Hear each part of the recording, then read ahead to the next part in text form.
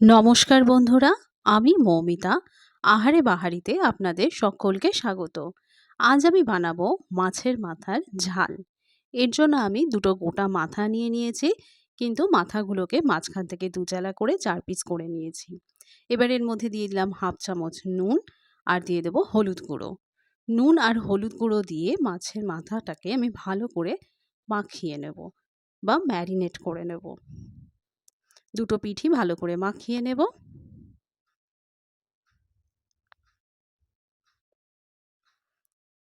মাখানো হয়ে গেছে।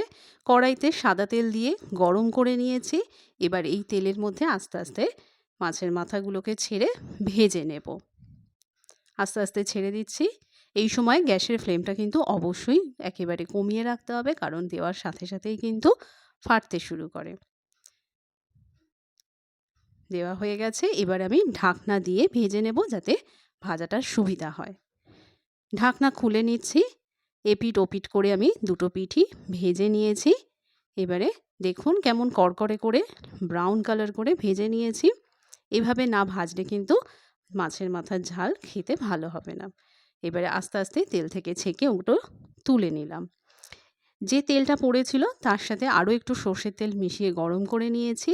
এবার এই তেলের মধ্যে দিয়ে দিচ্ছি পেঁয়াজ কুচি।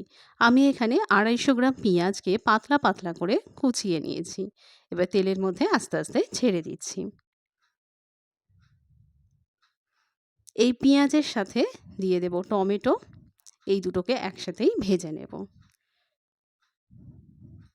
মাছের মাথার ঝাল আমাদের সকলেরই প্রিয়। অনেকে অবশ্য গোটা মাছের মাথা দিয়ে করে, আমি সেটাকে দুচালা করে নিচ্ছি যাতে খেতে সুবিধা হয়। এখানে আমি 1.5 খানা টমেটো দিয়ে দিলাম। পেঁয়াজ আর এই টমেটোটাকে আগে আধ ভাজা করে নিচ্ছি। দেখুন অনেকটাই ভাজা হয়ে গেছে। এবারে এর মধ্যে দিয়ে দিচ্ছি আদা এবং রসুন বাটা। এটাকেও ভালো করে এর মধ্যে ভেজে নেব। আর পেঁয়াজ আর টমেটোকে একেবারে লাল লাল করে ভেজে নিচ্ছি। নাড়তে থাকতে হবে। দেখুন ভাজা কতটা হয়ে গেছে। এবার এর মধ্যে দিয়ে দিচ্ছি গুঁড়ো মশলা। প্রথমে দিয়ে দিলাম 1 চামচ হলুদ গুঁড়ো। এরপর দিয়ে দিচ্ছি জিরের গুঁড়ো, হাফ চামচ জিরের গুঁড়ো। এরপর দিচ্ছি রেগুলার লঙ্কার গুঁড়ো, হাফ চামচ। এটা একটু কমই দিচ্ছি। আর দিচ্ছি 1 চামচ কাশ্মীরি লঙ্কার গুঁড়ো। এবার মশলাটাকে পেঁয়াজ টমেটোর সাথে ভালো করে মিশিয়ে নেব। আর দিয়ে দিলাম হাফ চামচ নুন। সব কিছুকে ভালো করে মিশিয়ে একটু কষিয়ে নিচ্ছি।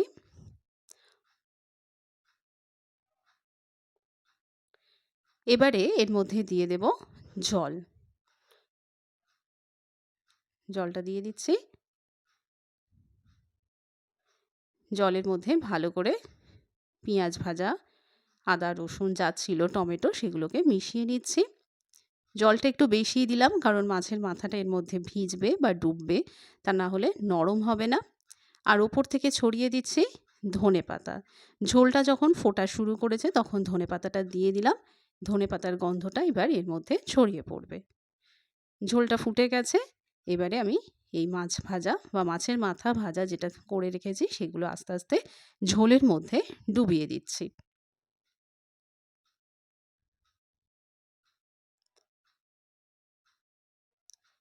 এবারে খানিকক্ষণ ফুটিয়ে নিয়ে ঝোলটা কমিয়ে নিয়েছি। আর এখন দিয়ে দিচ্ছি হাফ চামচ গুঁড়ো গরম মশলা। যেহেতু গরম মশলাটা দিলাম, সেটা সেই কারণে আবারও একটু নাড়িয়ে দেব, যাতে চারদিকে মিশে যায় ভালোভাবে। দেখুন ঝোল কতটা কমে গেছে। আরও 2-1 মিনিট এইভাবে নাড়িয়ে চাড়িয়ে এটা রান্না হয়ে যাবে। দেখুন রান্না কমপ্লিট, কত সহজেই হয়ে গেল। এবার এটাকে ঠান্ডা করে আমি একটা প্লেটের মধ্যে তুলে নিয়েছি। তাহলে আজকের মতো এটুকুই। ধন্যবাদ।